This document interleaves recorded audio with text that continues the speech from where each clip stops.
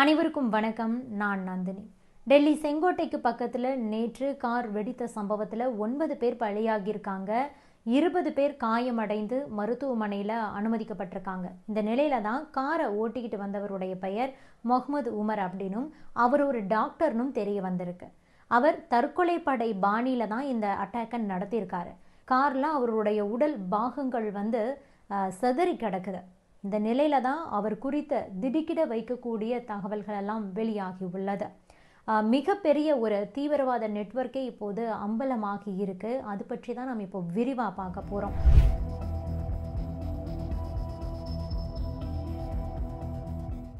நம்ம நாட்டோட தலைநகர் டெல்லியில் நேற்று திடீர்னு கார் வெடித்து சிதறிச்சு. நேற்று மாலை ஒரு 6:52 மணி அளவில் டெல்லி செங்கோட்டை பகுதியில் அமைஞ்சிருக்கிற மெட்ரோ ரயில் நிலையத்தோட ஃபர்ஸ்ட் என்ட்ரன்ஸ்க்கு பக்கத்தில் ஒரு கார் மெதுவாக போயிட்டு இருந்த போது தான் பயங்கர சத்தத்தோடு வெடித்து சிதறியிருக்கு. இதில் 2 வீலர்ஸ், கார்கள், அங்கிருந்த எலக்ட்ரிக் வாகனங்கள்னு சொல்லிட்டு 13 வாகனங்கள் எரிஞ்சு போயிருக்கு. 19 பேர் இதில் காயமடைஞ்சிருக்காங்க. 9 பேர் பலியான நிலையில் 20 பேர் காயமடைஞ்சிருக்காங்க. காயமடைந்தவர்கள் மீட்கப்பட்டு பக்கத்தில் இருக்கிற மருத்துவமனையில் அனுமதிக்கப்பட்டிருக்காங்க. அங்கு அவர்களுக்கு தீவிர சிகிச்சை அளிக்கப்பட்டுக்கிட்டு இருக்கு.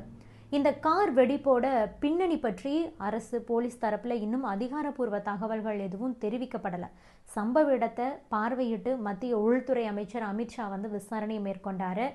இந்த சம்பவம் பற்றி அவர் என்ன சொல்லியிருக்காரு அப்படின்னா, நாங்கள் அனைத்து சாத்தியக்கூறுகளையும் கணக்கில் எடுத்துக்கிட்டு ஒரு முழுமையான விசாரணைக்கு நாங்கள் உத்தரவிட்டிருக்கிறோம். அதன்படி விசாரணை நடைபெறும்னு சொல்லியிருக்காரு.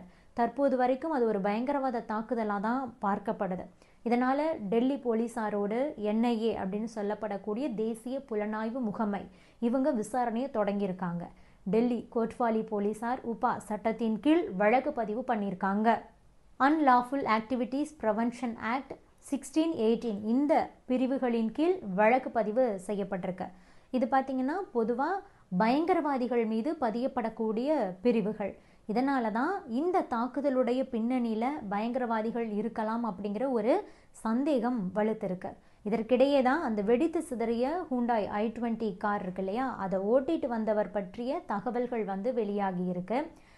சம்பவம் நடந்த இடத்துல இருக்கக்கூடிய CCTV கேமராக்களில் பதிவான காட்சிகளை வைத்து போலீஸார் விசாரணை பண்ணிக்கிட்டு இருக்காங்க.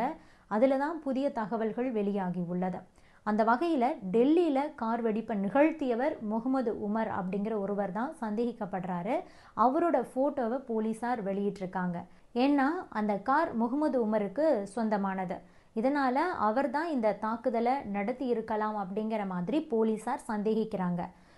இதற்கு வலு சேர்க்கக்கூடிய வகையிலும் பார்த்தீங்கன்னா அடுத்தடுத்து ஆதாரங்கள் வெளியாகிட்டு இருக்கு.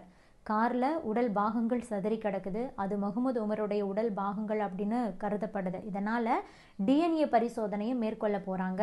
அந்த உடல் பாகங்கள்லேருந்து கிடைக்கக்கூடிய DNAவை முகமது உமருடைய குடும்பத்தினரோட DNAவோடு பொருத்தி பார்ப்பாங்க.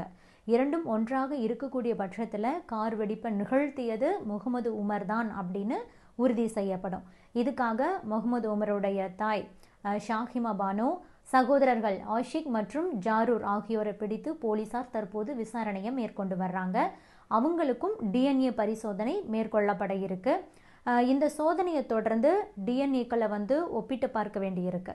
இதற்கிடையே தான் முகமது உமர் பற்றிய முக்கிய தகவல்களும் ஒரு பக்கம் வெளியாகி உள்ளது. இவர் ஹரியானா மாநிலம் ஃபரீதாபாத்தில் இருக்கிற அல்-ஃபாலா மருத்துவக் கல்லூரியில் டாக்டராக வேலை பார்த்துக்கிட்டு இருந்திருக்காரு. இந்த முகமது உமர் தற்கொலை படை தாக்குதல் பாணியில் இந்த தாக்குதலை திட்டமிட்டு இந்த கொடூரத்தை அரங்கேற்றியிருக்காரு. இவர் பயங்கரவாதியாக இருக்கலாம்ங்கிற ஒரு சந்தேகம் கிளம்பி இருக்கு. அதற்கு என்ன காரணம் அப்படின்னா, இந்த முகமது உமருக்கும் ஏற்கனவே ஜம்மு காஷ்மீர் போலீஸாரால் வெடிப்பொருட்கள் வைத்து சதித்திட்டம் தீட்டியதாக சொல்லி கைதான ஜம்மு காஷ்மீரோட புல்வாமாவை சேர்ந்த டாக்டர் அடில் முகமது ராதர், இன்னொருத்தர் காசிமுகுந்த் பகுதியை சேர்ந்த டாக்டர் முஜாமில் ஷஹீல் ஆகியோருக்கும் இடையே தொடர்பு இருக்கிறதா சொல்லப்படுது. ஆக இதனால தான் அவர் ஒரு பயங்கரவாதியாக இருக்கலாம்னு சொல்கிறாங்க. இதில் அடில் முகமது ராதர் ஜம்மு காஷ்மீரோட அனந்த்நாக் இருக்கு இல்லையா, அங்கே இருக்கக்கூடிய அரசு மருத்துவக் கல்லூரியில் டாக்டராக வேலை பார்த்துக்கிட்டு இருக்காரு. ஜம்மு காஷ்மீரில் கடந்த 2 வாரமாக போலீசார் தீவிர சோதனைகள் மற்றும் கண்காணிப்பு பணியை வந்து மேற்கொண்டு வந்தாங்க. ஸ்ரீநகர், அனந்த்நாக், கண்டேபால், ஷோபின் உள்ளிட்ட பகுதிகளில் பார்த்தீங்கன்னா சோதனைகள் நடத்தி வெடிப்பொருட்கள் எல்லாம் பறிமுதல் செய்யப்பட்டது. அதோட ஜெய்ஷ் இ முகமது மற்றும் அன்சார் அஸ்வதுல் ஹிந்த் அந்த பயங்கரவாத குழுக்களோடு தொடர்புடையவர்கள் மீதும் கூட நடவடிக்கையை எடுத்துக்கிட்டு இருந்தாங்க. அதன்படி தான் இந்த அடில் அகமது ராதர் வந்து கைது செய்யப்பட்டிருந்தார். கடந்த 10 நாட்களுக்கு முன்பு தான் ஜம்மு காஷ்மீர் போலீசார் அவரை பிடிச்சி விசாரணை பண்ணினாங்க.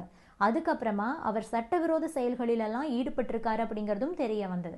இதனை அடுத்து தான் அவர் நேற்று முன்தினம் கைது செய்யப்பட்டிருக்காரு. தற்போது வரைக்கும் மொத்தம் 3000 கிலோ வெடிப்பொருட்களை வந்து பறிமுதலும் செஞ்சுருக்காங்க. ஐஇடி வகை குண்டுகளை தயாரிக்கிறதுக்கான electronic circuit, battery, wires, remote control, metal sheet, chemical உள்ளிட்ட பலவற்றையும் கூட பறிமுதல் பண்ணியிருக்காங்க.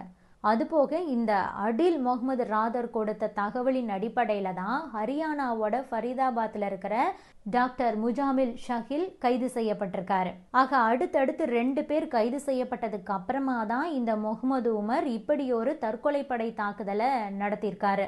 ஆக தன்னுடைய கூட்டாளிகள் அடில் அகமது ராதர் மற்றும் முஜாமில் ஷகில் ஆகியோரை வந்து போலீசார் கைது பண்ணிட்டதுனால தன்னையும் சீக்கிரமாகவே கைது பண்ணிடுவாங்க அப்படின்னு முகமது உமர் வந்து நினச்சிருந்திருக்கலாம். அதனால தான் கொஞ்சம் கூட தாமதிக்காமல் அவசரமாக டெல்லியில் காரை ஓட்டிக்கிட்டு போயிட்டு இந்த மாதிரி ஒரு தற்கொலைப்படை தாக்குதலை நடத்தி 9 பேரை வந்து கொன்றிருக்கலாம் அப்படின்னு போலீசார் நம்புகிறாங்க. அதுபோக இந்த கார் வெடிப்புக்கு Mohammad Umar detonator, ammonium nitrate, எரிபொருள் எண்ணெய் உள்ளிட்டவற்றை வந்து பயன்படுத்தியிருப்பாரு அப்படின்னு சொல்கிறாங்க. செங்கோட்டை அப்படிங்கிறது ஒரு பிரசித்தி பெற்ற சுற்றுலா தலம். தினமும் ஈவினிங் டைமில் நிறைய பேர் வந்து அங்கே கூடுவாங்க, அந்த இடத்த பார்க்குறதுக்கு வருவாங்க. அப்படிங்கிறதுனால அந்த இடத்த நோக்கி முகமது உமர் போயிட்டு தாக்குதலை நடத்தியிருக்காரு. இந்த தாக்குதலுக்கு பயன்படுத்தப்பட்ட காரோட முதல் ஓனர் முகமது சல்மான். அவர் அந்த காரை நதீம் அப்படிங்கிற ஒருத்தருக்கு சேல் பண்ணியிருக்காரு. அதுக்கப்புறமா அந்த கார் இன்னொரு கார் வியாபாரிக்கு சேல் பண்ணப்பட்டிருக்கு. அதுக்கப்புறமா அந்த கார் அமீர் அப்படிங்கிற ஒருத்தருக்கும், அதன் பிறகு தாரிக் அப்படிங்கிற ஒருத்தருக்கும், கடைசியாக தான் இந்த முகமது உமருக்கும் விற்பனை செய்யப்பட்டிருக்கு. ஆக மொத்தம் காஷ்மீர் மற்றும் ஹரியானா போலீசார் கடந்த சில நாட்களாகவே கைது செய்த அந்த ஒயிட் காலர் பயங்கரவாத அமைப்புக்கும் இந்த சம்பவத்துக்கும் இடையில தொடர்பு இருக்கிறது கண்டுபிடிக்கப்பட்டிருக்கு. இந்த குண்டு வெடிப்புக்கு பயன்படுத்தப்பட்ட கெமிக்கல் பற்றியும் கூட சில தகவல்கள் வந்து வெளியாகியிருக்கு. வட இந்தியாவில் ஆயுத கடத்தல் செய்கிறது, பயங்கரவாதத்துக்கு நிதி திரட்டுறது உள்ளிட்ட பல செயல்களிலும் ஈடுபட்டதா ஃபரீதாபாத்தை சேர்ந்த ஒரு பயங்கரவாத குழுவை பல மாதங்களாகவே உளவுத்துறை கண்காணிச்சுட்டு இருந்திருக்காங்க. இந்த குழு தான் இந்த டெல்லி தாக்குதலுக்கு பயன்படுத்தப்பட்ட கார் மற்றும் வெடிப்பொருட்களை வழங்கியதான் நம்பப்படுது. ஹரியானாவோட அந்த ஃபரீதாபாத்தில் 2900 கிலோ சந்தேகத்திற்கிடமான வெடிப்பொருட்களும் கூட அங்கு வந்து பறிமுதல் செய்யப்பட்டிருக்கு. அது நடந்து சில மணி நேரத்திலேயே இந்த கார் வெடிப்பு சம்பவம் நடத்தப்பட்டிருக்கு. சந்தேகப்படக்கூடிய அந்த தீவிரவாத அமைப்போட முக்கிய உறுப்பினர்கள், அதான் அந்த 2 டாக்டர்ஸை கைது பண்ணினாங்க இல்லையா, அவங்கள கைது பண்ணினதுக்கு அப்புறமா தான் தன்னையும் கைது பண்ணுவாங்க. அதனால் சீக்கிரமாக ஏதாவது பண்ணிட்டு நம்ம உயிரை மாய்ச்சிக்கணும் அப்படிங்கிறதுக்காகத்தான் அந்த எந்த அளவுக்கு தன்னால் இழப்பை ஏற்படுத்த முடியுமோ அதை ஏற்படுத்தி விட வேண்டும் அப்படிங்கிறதுக்காகத்தான் அந்த கைது பயத்தில் போயிட்டு இந்த உமர் முகமது செங்கோட்டைக்கு பக்கத்தில் இப்படி ஒரு குண்டு வெடிப்பை நிகழ்த்தி இருக்காரு அப்படிங்கிறது தெரிய வருது. டாக்டர் உமர் தனக்கு இருக்கக்கூடிய அந்த தீவிரவாத நெட்வொர்க் வந்து யாருக்கும் தெரிந்து விடக்கூடாது அப்படிங்கிறதுக்காகவே இந்த தற்கொலைப்படை தாக்குதலாக அவர் நடத்தியிருக்கலாம் அப்படின்னு சொல்லிட்டு உளவுத்துறை வட்டாரங்கள் சொல்கிறாங்க.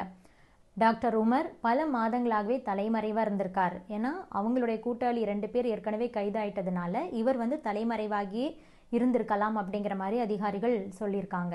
அந்த 2 டாக்டர்ஸில் கடைசியாக கைது செய்யப்பட்ட ஒரு டாக்டர் கிட்ட மட்டும் இருந்து 2900 கிலோ வெடிப்பொருட்கள் வந்து கைப்பற்றப்பட்டிருக்கு.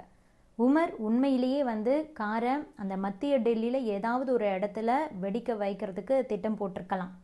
ஏன்னா அந்த கார் பார்த்திங்கன்னா செங்கோட்டையிலேருந்து நகருடைய மையப்பகுதியை நோக்கி போகும்போது தான் வெடித்து சதுரி இருக்குது. இதனால் மத்திய டெல்லியில் ஏதாவது ஒரு இடம்தான் அவருக்கு வந்து டார்கெட்டாக இருக்கலாம் அப்படின்னும் சொல்லப்படுது.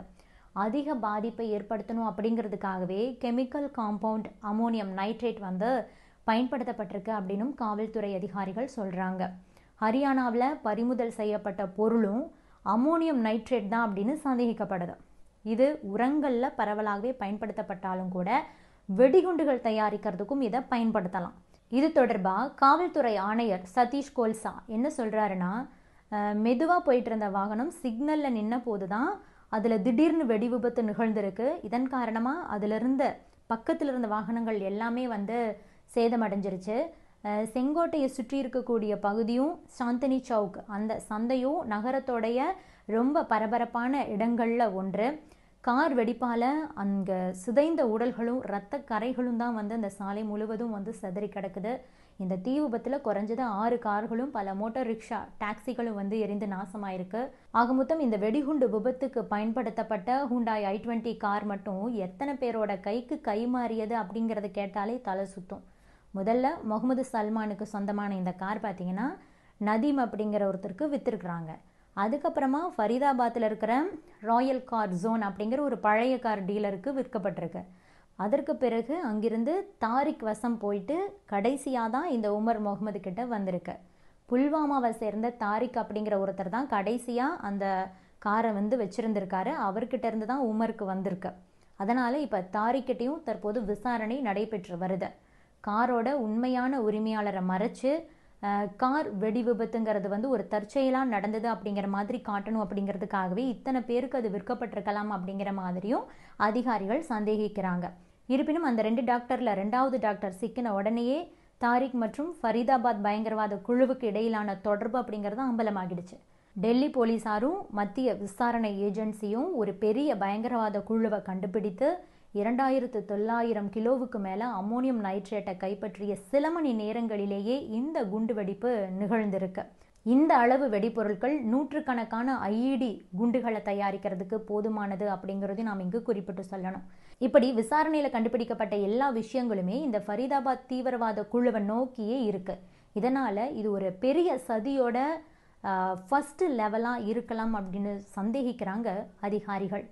இது பற்றி நீங்கள் என்ன நினைக்கிறீங்க? உங்களுடைய கருத்துக்களையும் பதிவு பண்ணுங்க. Subscribe to One India and never miss an update.